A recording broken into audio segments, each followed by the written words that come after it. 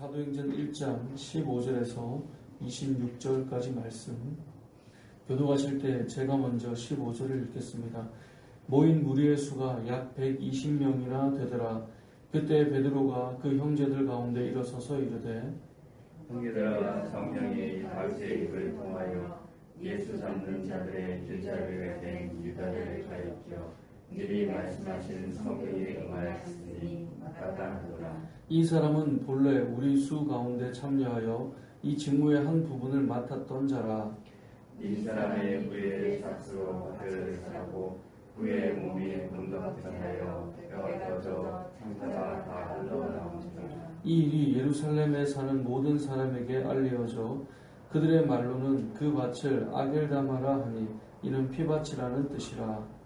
시편에 기록하셨을 그의 것을 함께하게 하시며 거기 구하는 자가 어깨에 서서 하였고 또 이르시되 그의 직분을 타인이 저에게서 할 거다. 이러함으로 요한의 세례로부터 우리 가운데서 올려져 가신 날까지 주 예수께서 우리 가운데 출입하실 때에 항상 우리와 함께 다니는 사람 중에 하나를 세워 우리와 더불어 예수께서 원하심을 증언할 사람이 되게 하여야 하리라 하는. 그들이 두 사람을 내세우니 하나는 바사바라고도 하고 별명은 유스도라고 하는 요셉이요 하나는 matthe아라. 그들이 기도하여 이르되 무사람의 마음을 아시는 이요 이 두 사람 중에 누가 주님께 택하신 바 되어 봉사와 및 사도의 직무를 대신할 자인지를 보이시옵소서. 유다는 이 직무를 버리고 제 곳으로 갔나이다 하고 제비도와 matthe아를 얻으니 그가 11 사도의 수에 들어가니라. 아멘. 네, 제가 너무 빨리 쉬어가지고 죄송합니다. 네, 하나님께서는 성경 말씀을 보다 보면 하나님의 일을 하실 때 그 방법이 항상 사람을 부르셨습니다. 그죠? 성경을 보면 하나님께서 늘 사람을 부르셨고 또 신약 성경을 보면 사람을 부르시고 세우는 일이 성경에 참 많이 나옵니다. 그럼 그 사람들이 완벽했는가? 그렇지 않죠. 직무를 감당하다가 또 어떤 분들은 실수하기도 하고 어떤 분들은 저 직무를 맡으면 안 되었던 거 아닌가 라는 사람이 등장하기도 하고 여러 일들이 일어나지만 여전히 하나님은 또 사람을 부르시고 또 사람을 세우시고 그렇게 하나님의 일을 해 나가셨습니다. 오늘 본문의 내용도 그 이야기입니다. 주님이 약속하신 것을 기다리는 동안에 이들이 무엇을 합니까? 주님이 세우셨던 부르셨던 가룟 유다가 그의 직무를 버리고 그가 잘못된 것을 선택한 이후에 그 자리를 채울 또 다른 사람을 세우기 위해 이들이 기도하며 한 사람을 세우는 이야기가 오늘 본문의 내용입니다. 오늘 본문의 내용을 통해 우리가 알 수 있는 건 어떤 직무를 맡은 자가 문제를 일으켰을 때 두 가지 방법이 있습니다. 예를 들어 봅시다. 목사가 어떤 일을 할 때마다 문제를 일으킵니다. 그러면 우리의 생각에 목사라고 하는 자리를 없애버리면 그러면 좀 그 부분 문제 없겠네. 장로를 세웠는데 장로라고 하는 그 자리에 있는 사람이 늘 문제가 됩니다. 그러면 장로를 없애면 되겠네. 이렇게 해서 문제를 해결하는 사람들이 있습니다. 그래서 평신도 교회를 만들거나 형제 교회를 만들거나 직분을 없애서 설교는 은혜 받은 사람이 돌아가면서 하면 되고 그리고 다 수직 구조처럼 보이는 물론 수직 구조가 아니지만 그렇게 느껴지는 교회 직분을 없애서 모두가 형제요 자매로 가면 문제가 없어 이렇게 바꾸는 분들이 계십니다.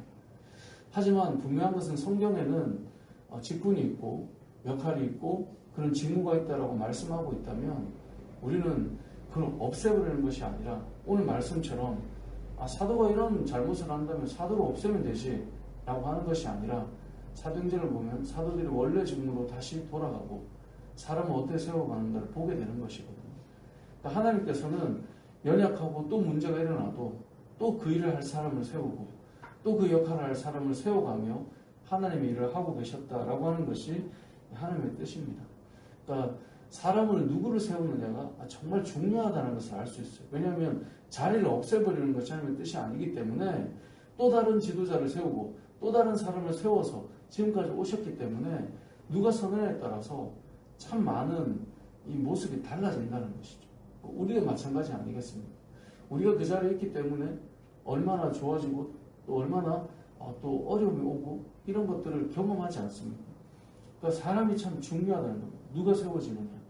오늘 본문에 이 가룟 유다를 대신하여 그 자리, 그 역할을, 직무를 대신할 자를 이제 세우게 되는데, 이제 사도행전은 각 사람을 세울 때마다 조금씩 관점에 따라 이제 집중해서 말씀하는 게 좀 다른데, 오늘 본문에서는 가룟 유다를 대신해 세울 사람에 대해서 두 가지를 말해요. 22절에 보면 항상 우리와 함께 다니던 사람 중에 하나를 세운다라고 되어 있습니다. 항상 함께 다니던 자. 그러니까 그냥 지금 딱 보니까 괜찮네 이게 아니에요. 항상 함께 다니던 자 중에 세워진다는. 이게 어떤 의미를 가질까요? 주님과 함께 다니면서 또 제자들과 함께 다니면서 같은 비전을 가지고 같은 하나님의 나라를 꿈꾸고 같은 소망을 가지고 걸어왔던 사람들이 그 안에 세워지는 거예요. 만약 이게 맞지 않으면 당장은 좋아 보여도 비전이 다르고 꿈이 다르고 분명히 그 안에 있었는데 가룟 유다가 그게 문제였지 않습니까? 주님을 따라다녔지만 그의 마음의 소망은 다른 곳에 있었잖아요. 그러니까 그러다 보면 늘 문제가 일어나는 것이거든요. 그러니까 항상 함께 다니던 우리와 함께 다니던 사람 중에 하나를 세운다. 이 말은 하나님 나라를 같이 바라보고 걸어가며 말씀을 배우고 훈련받고 왔던 사람을 말하는 거예요. 그들 중에 한 사람이 세워져야 된다는 거죠.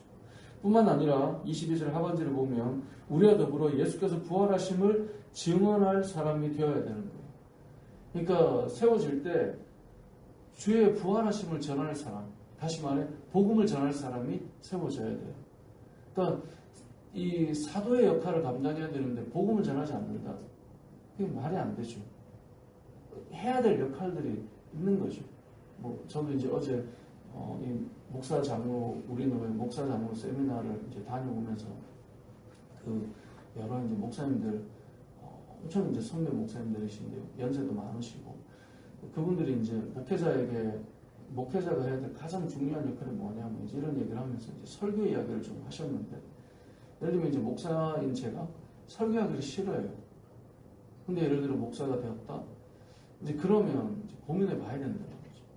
그러니까 사도가 직무를 받아서 복음을 전하고 살아야 되는데 복음 전하는 일에 관심이 없다? 그러면 뭔가 문제가 있다는 거예요. 교회 직분자가 세워졌는데 복음과 무관하게 살아간다? 그건 바람직하지 않다는 거죠. 그래서 세움받는 자로서 두 가지를 이야기하는 거예요. 우리와 항상 함께 다녔던 사람과 복음에 대한 뜨거움이 있다면 그 사람이 세워져야 된다는 거죠.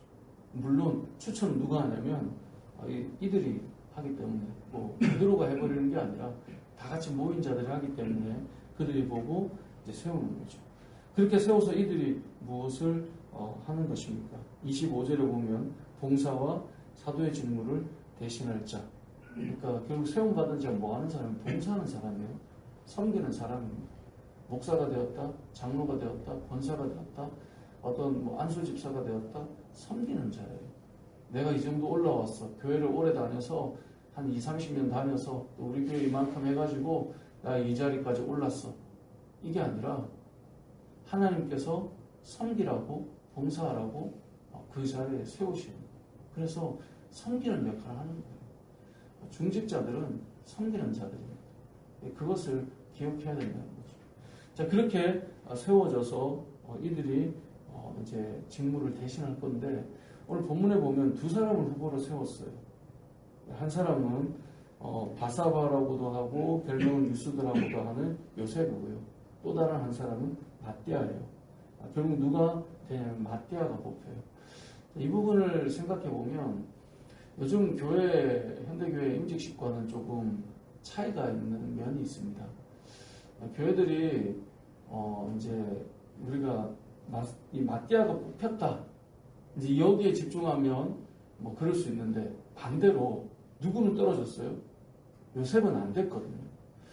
이제 교회들이 늘 뭘 걱정 많이 하냐면 요셉을 많이 걱정해요. 이제 저도 이제 이번 주에 이전에 이제 교회 집사님과 이제 교회에 뭘 부탁하기 위해서 인쇄물을 부탁하기 위해서 주부를 해주시니까 이런저런 얘기를 좀 나눴는데 워낙 제가 친했던 집사님들이 다 권사님들이 많이 되셨더라고요. 그래서 제가 이제 저는 교회 형편을 잘 모르니까 이제 여쭤봤어요. 혹시 직분을 받으셨는지. 왜냐면 호칭을 또 직분 임직하셨는데 그래서 집사님 이럴 수는 없어서 여쭸더니 우선 후보까지 올랐는데 떨어졌다고 그러시더라고요. 그래서 마음이 좀 그러시겠어요. 그랬더니 아직 때가 안 된 것 같습니다. 딱 그렇게 얘기하더라고요. 그러니까 사실 너무 감사하더라고요. 안 그러면 되게 말하기 좀 어려운데. 근데 사람의 마음이 요즘에는 그래서 오늘 둘을 세워서 한 명만 뽑잖아요. 근데 이거 거꾸로 말하면 둘 뽑아서 한 명 떨어뜨리는 거거든요. 그럼 교회를 다니는 사람들 중에는 그게 마음에 상처가 되기도 하고 마음이 힘겨움이 되기도 한다는 거예요. 근데 초대교회를 잘 보면 거기에 별로 개의치 않는 것 같아요. 그러니까 직문을 받은 자는 되게 감사함으로 가는 거고요. 떨어진 자는 이 요셉은 딴 교회가 있는 게 아니고 또 그 역할을 하는 거예요. 그러니까 이게 그래서 사실 이제 제비를 뽑았기 때문에 오히려 좀 더 그 부분이 좀 덜 여파가 있지 않나 이런 생각도 이제 개인적으로 좀 해보게 되기는 하는데요. 근데 오늘 본문의 내용을 통해서 그런 생각을 해봅니다. 요즘에는 둘 후보 뽑아서 한 명 떨어뜨리지는 않을 것 같습니다. 둘을 세웠다면 가능하면 둘이 되도록 하든지 차라리 후보를 한 명을 세워서 한 명을 해야 왜 그렇습니까? 상처 안 받으려고 상처를 안 받게 하려고. 근데 사도행전을 잘 보시면 조금 그런 게 달라요. 그러니까 어찌 보면 우리는 참 많이 약한 거죠. 또 거기에 개의치 않는 것 같지만 참 많이 얽혀 있기도 하고 그런 부분을 좀 생각하게 됩니다. 오늘 이제 본문에서 아무튼 뭐 그 부분을 나누려고 하는 건 아니고요. 직무를 대신하는 자를 세워서 일하셨다. 하나님께서는 항상 하나님의 일을 하시기 위해 사람을 세우셨고 그 사람을 통해 하나님 나라를 세워가셨다라고 하는 것을 우리가 기억했으면 좋겠습니다. 그래서 우리도 마찬가지입니다. 교회는 사람을 세우는 곳입니다. 사람을 돌아보고 사람을 위로하는 곳이기도 하지만요. 늘 끝까지 위로만 해주는 것이 아니라 사람을 세우는 곳이에요. 강한 믿음의 사람들이 세워지는 것이에요. 이렇게 아프면 어떡하지라고 걱정하는 그런 사람들도 있습니다. 연약한 자들. 그런데 훈련받아서 주의 일을 위해서 항상 함께 따라다니는 자들이 정말 주님을 위해서 모든 것을 쏟아붓고 하나님 나라를 위해 목숨을 걸었던 그런 사도들이 세워지는, 다시 말해 교회는 그런 사람들이 세워지는 그런 곳이고, 교회는 사람을 세우는 곳이 되어야 해요. 만약에 100명의 성도가 있는데 100명을 다 위로하지 않으면 늘 무너지는 사람만 있다. 어떤 일이 하나님 나라를 어떻게 우리가 세워갈 수 있을까요? 그렇지 않겠죠. 그러다 보니까 이렇게 세워지고 다져지는 일들이 교회에 일어나야 되는데요. 우리가 그런 소망을 좀 가졌으면 좋겠습니다. 오늘 본문에 나오는 요셉도 훌륭한 사람이고요. 마띠아도 훌륭한 사람이었습니다. 오늘 하나님께서 마띠아를 세우셨지만 둘 다 훌륭한 사람입니다. 우리 교회 안에도 좋은 믿음의 사람들이 한 명 한 명 세워졌으면 좋겠습니다. 주일 예배 때마다 말씀을 듣고 목장으로 모여서 함께 기도할 때마다 서로의 그 신앙을 또 결단하고 다짐하고 서로를 돕고 또 함께 말씀을 공부하고 또 요즘 독서 모임을 하듯이 우리가 나눔을 통해 우리의 마음들을 돌아보고 자신을 진단해보고 그렇게 해서 한 걸음 한 걸음 성숙해 간다면 그것만큼 귀한 일 없을 것입니다. 사람이 세워지는 교회, 사람이 한 걸음 한 걸음, 이건 단순히 요셉을 위로하자 이런 개념이 아니라 세움받아서 하나님 나라를 세워가는 그렇게 믿음의 사람들이 세워지는 그런 교회가 되고, 또 저와 여러분이 어제보다는 오늘이 조금 더 성숙하는 그런 믿음의 사람들이 되시길 주님의 이름으로 축복합니다. 아멘.